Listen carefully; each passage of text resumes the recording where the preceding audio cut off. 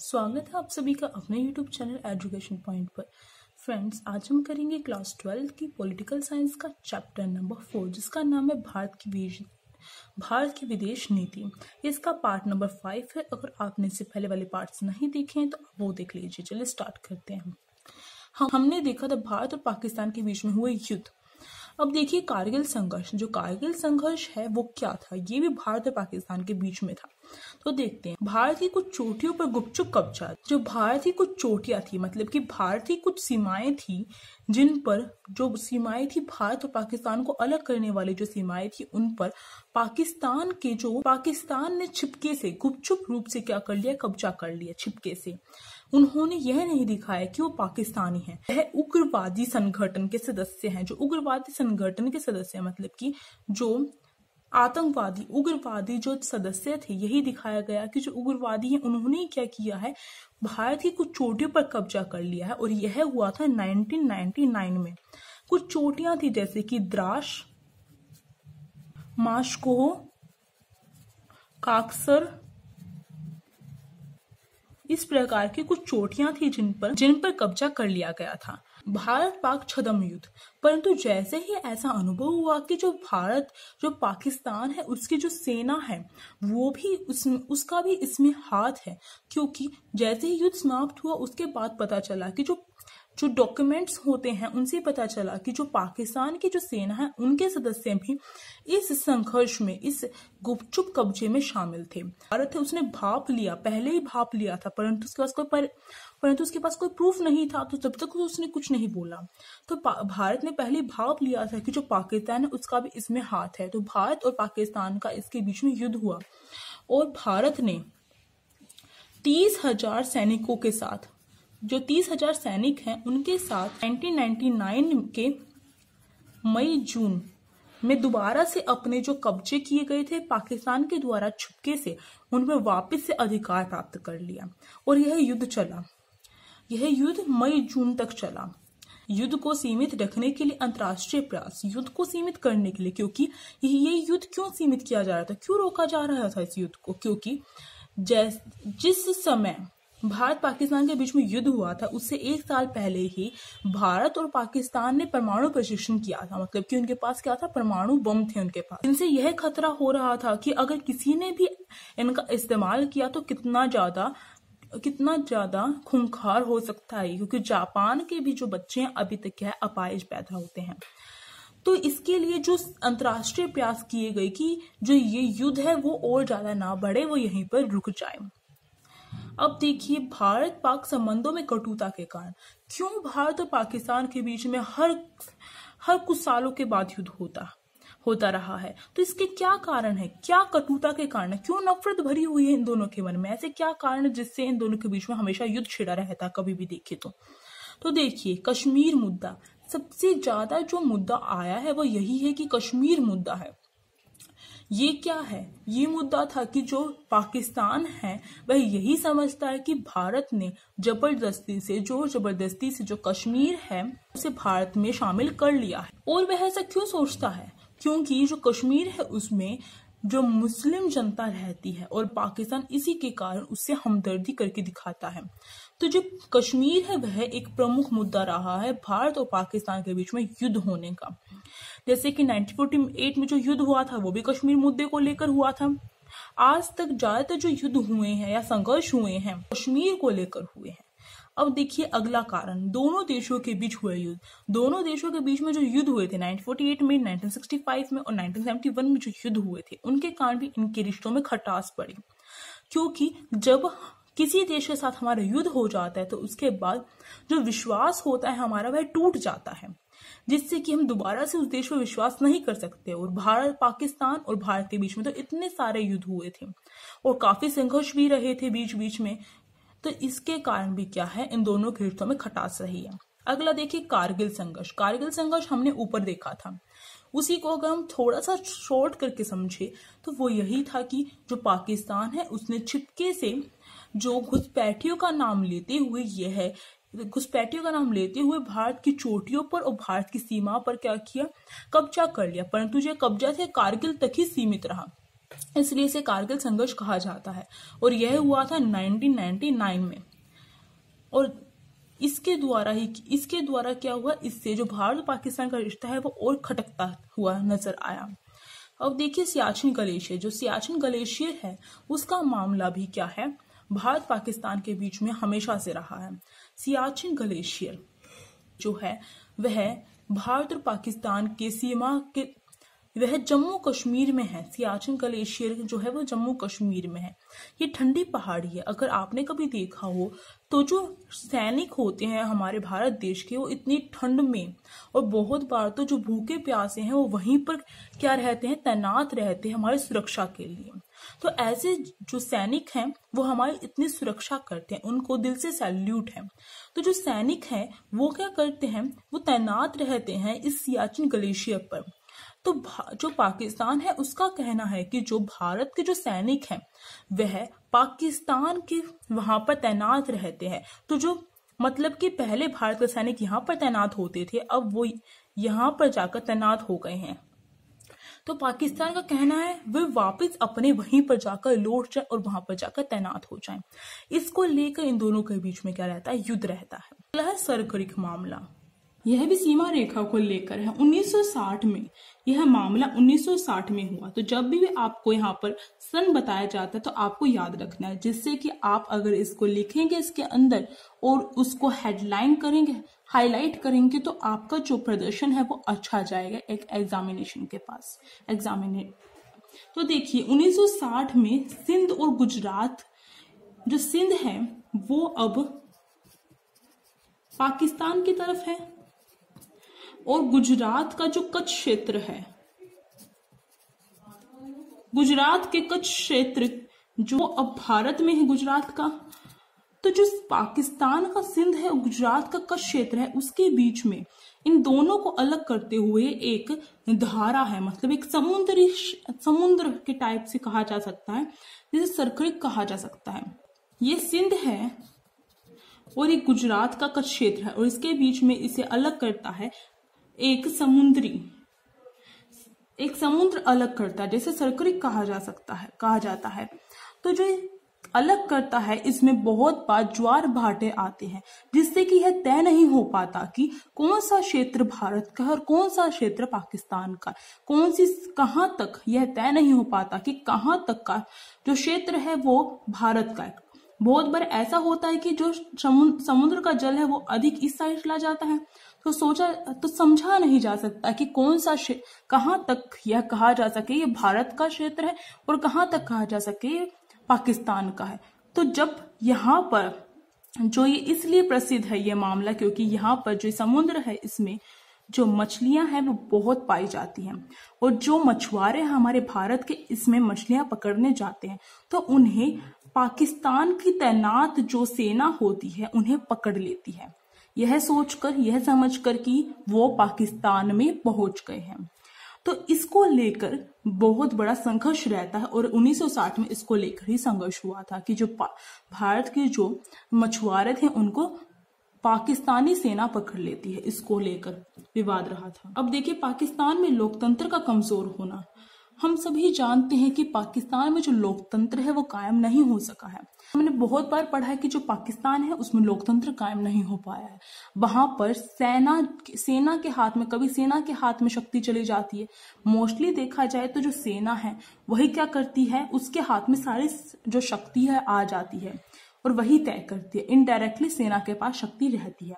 तो जो पाकिस्तान है उसमें लोकतंत्र कायम नहीं हो पाया और यही इसकी कमजोरी है, और जिसके कारण सेना के हाथ में शक्ति आ जाती है और सेना हमारे भारत पर क्या करती है, आक्रमण कर देती है। तो इसके कारण भी क्या होता है, भारत पाकिस्तान के बीच में विवाद रहा है। पाकिस्तान द्वारा भारत में आतंकवाद को प्रोत्साहन, हमने देखा कि जो कारगिल संघर्ष है उसमें भी क्या किया था, पाकिस्तान की सेना ने छुपके से जो कश्मीर का कारगिल जिला था उस पर जो सेना है उन्होंने आक्रमण करके कब्जा कर लिया था। और इसी प्रकार से जो आतंकवाद है उसको बढ़ावा देती रहती है पाकिस्तान की सेना। छिपके से जो आतंकवादी है या फिर कहा जा सकता है उन्हें ट्रेनिंग दिया जाता है। बहुत बार हमने ऐसी बहुत सारी जो चीजें हैं वो देखी हैं। तो पाकिस्तान ने हर वक्त जो आतंकवाद है उन्हें प्रोत्साहन दिया है, जिससे कि वह भारत पर आक्रमण कर सके और भारत को विफल कर सके। तो ये सभी कारण है जिससे कि भारत पाकिस्तान के बीच में युद्ध रहता है या फिर हमेशा कटुतापूर्ण संबंध रहते हैं। देखिए, निम्न परिस्थितियों को ध्यान में रखकर भारत ने परमाणु परीक्षण किए। भारत ने परमाणु परीक्षण किया था 1974 में, सबसे पहला परमाणु परीक्षण किया था। तो किन चीजों को ध्यान में रखकर भारत ने सोचा कि उसे परमाणु परीक्षण करना चाहिए, और इस परमाणु परीक्षण के लिए परमाणु कार्यक्रम चलाया गया वह 1940 में। आपको यह नाम याद रखना है, 1940 में होमी जहांगीर बाबा के निर्देशन पर में ही इसकी शुरुआत कर दी गई थी। होमी जहांगीर बाबा के निर्देशन में इस परमाणु कार्यक्रम की शुरुआत कर दी गई थी। और इसके पक्ष में तो जो हमारे नेहरू थे वो भी थे, जो प्रधानमंत्री नेहरू सबसे पहले बने थे वो भी इसके पक्ष में थे कि यदि शांतिपूर्ण ढंग से और शांति के उद्देश्य से अगर जो परमाणु हथियार है उनका निर्माण करना हो तो वो उसके विरुद्ध में नहीं थे। तो देखिए किन कारणों से भारत ने परमाणु परीक्षण किया। सबसे पहला कारण तो यही था, पाकिस्तान का निरंतर शत्रुतापूर्ण व्यवहार। हम सभी जानते हैं कि पाकिस्तान ने 1948 में युद्ध किया, 1965 में युद्ध किया और फिर उसके बाद 1971 में युद्ध हुआ पाकिस्तान और भारत का। तो इस तरीके से, और इसके साथ साथ कारगिल संघर्ष और भी जो सियाचिन ग्लेशियर का संघर्ष हो गया, और भी जो मामले हैं उनको लेकर पाकिस्तान और भारत के बीच में हमेशा विवाद रहा है। जम्मू कश्मीर को लेकर भी हमेशा विवाद रहा है। तो इन चीजों को देखकर और साथ साथ में जो पाकिस्तान है वो भारत में आतंकवाद को बढ़ावा देता है, तो इन सारी चीजों को देखते हुए भारत को यही सही लगा कि अपने बचाव के लिए अगर परमाणु परीक्षण करना है तो वो सही है। तो इस कारण भी परमाणु परीक्षण किया भारत ने। अब देखिए, भारत चीन युद्ध तथा दोनों में अविश्वास की भावना। चीन है वो भी भारत के नजदीक ही लगता है। तो जो भारत चीन युद्ध हुआ था 1962, तो उसके बाद जो चीन है उसने 1964 में अपना परमाणु परीक्षण किया था। पहले चीन ने 1964 में युद्ध के 2 साल बाद किया था परमाणु परीक्षण। तो भारत और चीन के बीच में युद्ध हुए हैं और आशंका थी कि शायद बाद में भी युद्ध हो सकते हैं। अगर एक बार युद्ध हो गया किसी के साथ तो आशंका होती है कि बाद में भी उसके साथ कभी भी युद्ध हो सकता है हमारा। तो हमारे बीच में अविश्वास की भावना कायम हो गई थी। और चीन जो है वो तो परमाणु संपन्न हो गया और भारत के पास ऐसे जो बम है, ये जो ऐसे परमाणु, और जो भारत है वो परमाणु संपन्न नहीं था। अगर चीन ने भारत पर हमला कर दिया तो वह अपना बचाव किस प्रकार से करेगा। तो इस चिंता के कारण भी जो भारत है उसने परमाणु परीक्षण किया। भेदभावपूर्ण शस्त्र नियंत्रण संधियां, ये भी सबसे बड़ी वजह थी कि जो भेदभावपूर्ण जो शस्त्र नियंत्रण संधियां की जा रही थी विश्व में, अंतर्राष्ट्रीय तौर पर यह दिखाया जा रहा था कि जो शस्त्र है उनको नियंत्रण करने के लिए, क्योंकि जो परमाणु बम होते हैं वो कितने ज्यादा हानिकारक होते हैं हम सभी जानते हैं। जब जापान पर अमेरिका ने परमाणु बम गिराया था तो अब तक जो जापान है उसकी हालत कैसी है, वहां पर अपाहिज जो बच्चे होते हैं वो पैदा होते हैं। तो इन सारी बातों से वाकिफ होते हुए, इन सारी बातों को हम सब जानते हैं, तो इसके लिए जो अंतर्राष्ट्रीय स्तर पर शस्त्र नियंत्रण संधियों के नाम से जो भेदभावपूर्ण नीति चलाई जा रही थी, एक तो जो CTBT, जो जैसे कि CTBT संधि हो गई, MPT संधि होगी, इस प्रकार की संधियां चलाई जा रही थी। अगर यह सही होती तो भारत में इसमें पूरा सहयोग देता, परंतु ये जो संधियां थी ये भेदभावपूर्ण थी। क्यों थी? क्योंकि इनमें जो कुछ देश थे जो परमाणु संपन्न हो गए थे उन पर कोई रोक नहीं थी, बल्कि जिनके पास परमाणु संपन्न बम नहीं है, वो परमाणु संपन्न देश नहीं है, उन पर रोक थी। तो ये तो भेदभावपूर्ण हो गई ना संधि। तो इसलिए भारत ने इनका विरोध करते हुए 1974 में अपना पहला परमाणु परीक्षण किया। भारत परमाणु नीति, भारत की जो परमाणु नीति है वो किस प्रकार की है? तो देखिए, परमाणु शक्ति का शांतिपूर्ण उपयोग भारत ने अपने जो विदेश नीति है और परमाणु नीति में भी यह तय किया है कि वह जो परमाणु शक्ति है, अगर उसके पास परमाणु शक्ति आ गई है तो वह उसका दुरुपयोग नहीं करेगा, वह शांतिपूर्ण उपयोग के लिए ही उसे अपने पास रखेगा। अगर कोई उस पर हमला करता है तो सबसे पहले वह आक्रमण नहीं करेगा, वह कदम नहीं उठाएगा परमाणु शक्ति संपन्न होते हुए, परंतु अपने सुरक्षा के लिए, शांति कायम करने के लिए उसे परमाणु शक्ति की आवश्यकता थी और इसे ध्यान में रखेगा भारत की वह शांतिपूर्ण उपयोग के लिए परमाणु शक्ति रखेगा। अब देखिए 1968 के परमाणु अप्रसार संधि भेदभावपूर्ण। जो 1968 की परमाणु अप्रसार संधि थी वह भेदभावपूर्ण थी। इसे एनपीटी के नाम से भी जाना जाता है, परमाणु अप्रसार संधि। 1964 में हम सभी जानते हैं, मैंने आपको बताया था 1964 में चीन ने परमाणु परीक्षण किया था। यूएनओ के संयुक्त राष्ट्र संघ के जो स्थायी सदस्य थे, ब्रिटेन, अमेरिका, सोवियत संघ, ब्रिटेन, चीन, फ्रांस, ये जितने भी 5 सदस्य हैं स्थायी सदस्य अभी तक भी, तो जो यूएनओ के स्थायी सदस्य थे उन्होंने यह कहा कि जो परमाणु अप्रसार संधि है उस पर जो भी हस्ताक्षर करेगा वह इसके बाद कोई परमाणु प्रशिक्षण नहीं करेगा, परंतु जो ये 5 स्थायी सदस्य हैं जिन्होंने परमाणु प्रशिक्षण कर लिया है वह क्या है, वह परमाणु प्रशिक्षण कर सकते हैं आगे भी, परंतु जो संपन्न नहीं है परमाणु प्रशिक्षण से वह क्या है, वह ये परमाणु प्रशिक्षण नहीं कर सकता, परमाणु बमों का निर्माण नहीं कर सकता। इसका मतलब यह था जिन्होंने पहले बना ली है वो तो ठीक है, परंतु जिन्होंने नहीं बनाए हैं उनको आगे नहीं दी जाएगी। तो इससे तो भेदभाव होगा।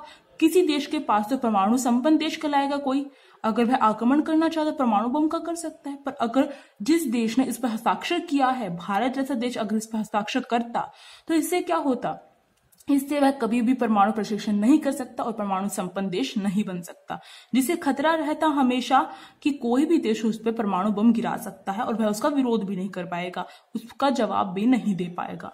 तो ये जो भेदभावपूर्ण नीति थी इसका विरोध भारत ने किया और अपना प्रशिक्षण 1974 में परमाणु प्रशिक्षण किया। अब देखिए 1995 की व्यापक परमाणु प्रशिक्षण प्रतिबंध संधि, इसे CTBT के नाम से जाना जाता है, इसका भी भारत ने विरोध किया। ये भी भेदभावपूर्ण जो संधि में आती है CTBT, ये 1995 की CTBT है। अगर कहा जाए, इंडायरेक्टली कहा जाए कि यह परमाणु अप्रसार संधि का ही विस्तार है। जो परमाणु अप्रसार संधि थी वो किसी समय के लिए थी और ये हमेशा के लिए करती गई कि कोई भी देश ना तो परमाणु, जो भी देश होगा जो CTBT पर हस्ताक्षर करेगा वह ना तो परमाणु प्रशिक्षण अपने देश में कर सकता है और न ही अपने देश के आसपास के क्षेत्रों में कर सकता है, उस पर पूर्ण प्रतिबंध लगा दिए गए। तो इसका भी विरोध भारत ने किया और आज तक जो CTBT है और NPT है उस पर हस्ताक्षर भारत ने नहीं किए हैं और साथ ही साथ में जो पाकिस्तान है उसने भी नहीं किए हैं। भेदभाव रहित परमाणु निशस्त्रीकरण के प्रति वचनबद्धता, जो भारत है उसका भेदभाव रहित मतलब कि भेदभाव न करते हुए परमाणु निशस्त्रीकरण के प्रति वह वचनबद्ध है, वह किसी भेदभाव को स्वीकार नहीं करेगा। तो भेदभाव रहित, भेदभाव से दूर रहते हुए परमाणु निशस्त्रीकरण के प्रति वचनबद्ध है। आत्मरक्षा हेतु परमाणु हथियार इनका प्रयोग स्वयं पहले नहीं करेगा।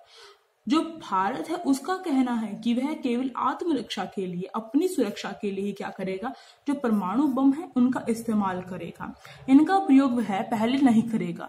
अगर कोई देश उस पर परमाणु आक्रमण करता है तो वह उसका जवाब देगा, परंतु स्वयं युद्ध में पहले जो परमाणु शक्ति है उसका इस्तेमाल नहीं करेगा। और जो भारत का प्रथम परमाणु प्रशिक्षण है वो 1974 में हुआ है, आपको याद रखना है। इसी के साथ जो चैप्टर यहाँ पर खत्म होता है। अगर अच्छे से समझ में आया हो तो please like, share and comment करके बताएं कैसी लगी वीडियो। अगर आप चैनल पर नए हो तो आप चैनल को सब्सक्राइब कर सकते हैं, साइड में जो बेल आइकन है उसे प्रेस कर सकते हैं जिससे कि न्यू वीडियोस की नोटिफिकेशन आपके फोन में आ सके। Thank you.